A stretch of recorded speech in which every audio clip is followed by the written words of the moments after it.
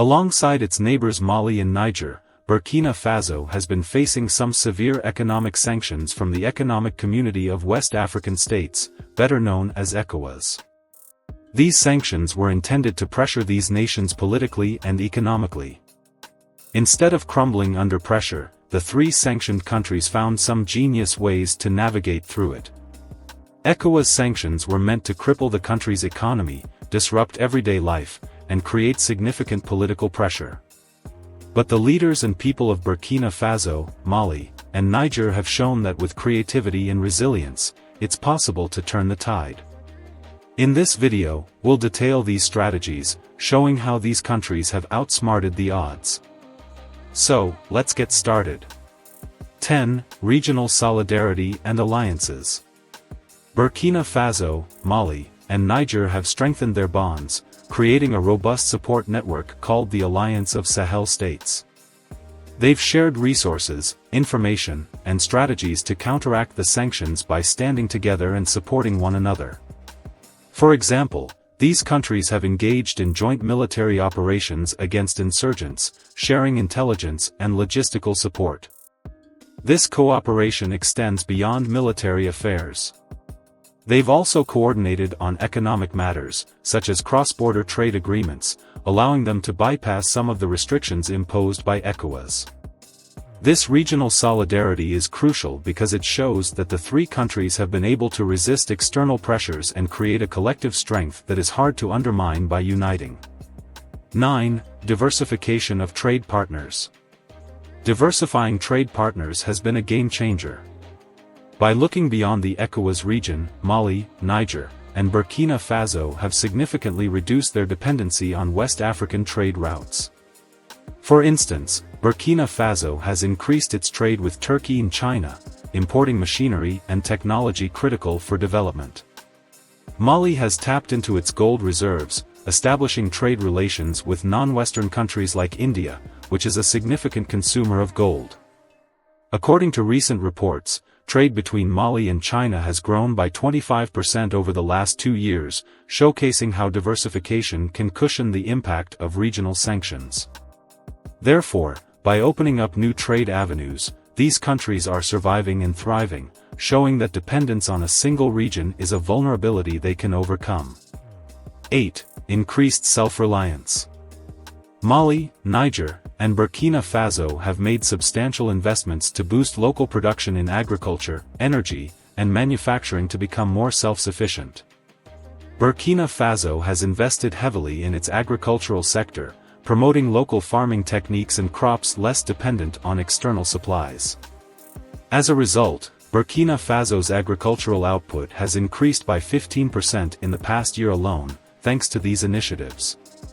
In Niger, there's been a significant push towards renewable energy, with solar power plants reducing reliance on imported fuels. Increased self-reliance has helped mitigate the immediate effects of sanctions and built a stronger foundation for long-term development. 7. Utilization of informal trade networks. When formal routes are blocked, informal trade networks step in. Since ECOWAS imposed punitive sanctions on them, Mali, Niger, and Burkina Faso have leaned on traditional trade routes that are less susceptible to official restrictions. In Mali and Niger, informal markets have flourished, allowing essential goods to flow in and out of the countries.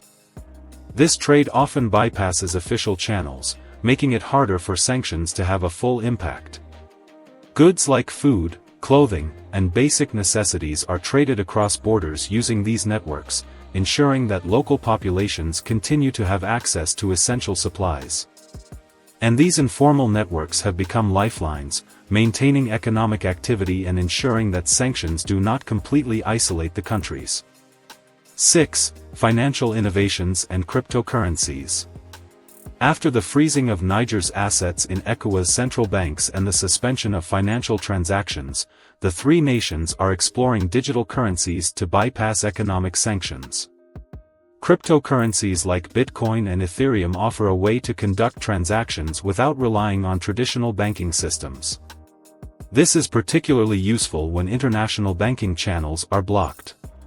For example, in Burkina Faso, there's been a noticeable increase in the use of cryptocurrencies for remittances and trade, allowing money to flow in and out of the country with fewer restrictions. Financial innovation has become a powerful tool that has enabled the three countries to sidestep sanctions and keep their economies functional.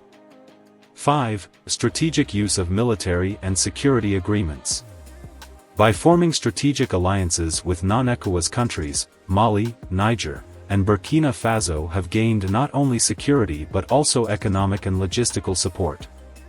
Burkina Faso, for example, has entered into security agreements with Russia, which include economic aid and military support, which will not only strengthen their defense capabilities but also provide crucial financial assistance. Military equipment, training, and logistical support from these agreements help in areas beyond defense, including infrastructure development and emergency response. 4. Leveraging natural resources. Countries like Mali, rich in gold and minerals, are leveraging these to secure alternative funding and trade deals.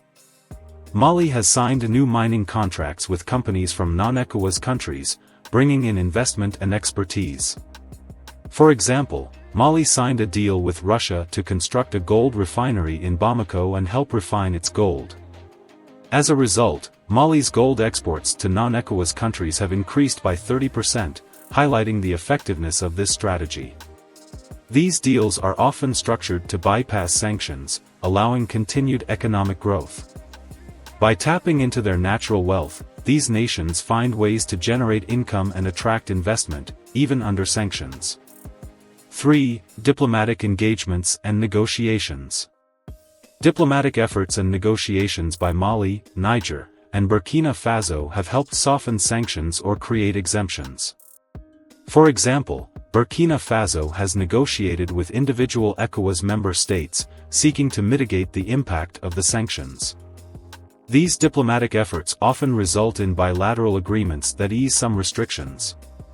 Through diplomacy, Burkina Faso secured agreements with neighboring countries for essential goods and services, ensuring that critical supplies were not entirely cut off. 2. Support from global powers. Support from global powers like Russia and China has provided Niger, Mali, and Burkina Faso with a lifeline. These powers often oppose ECOWAS sanctions and offer alternative markets, investments, and financial assistance. For instance, China has increased its investment in Niger's infrastructure projects, providing much-needed economic support. Also, Russia has supplied military aid to Mali. At the same time, China's Belt and Road Initiative has funded infrastructure projects in Burkina Faso, boosting their economies despite sanctions. Overall, the backing of global powers has shifted the balance, offering economic and political support that counters regional sanctions. 1. Public relations campaigns. Mali, Niger, and Burkina Faso's leaders have expertly used effective public relations campaigns to highlight the adverse effects of sanctions on civilians. The strategies have, in turn, garnered international sympathy and pressure on ECOWAS.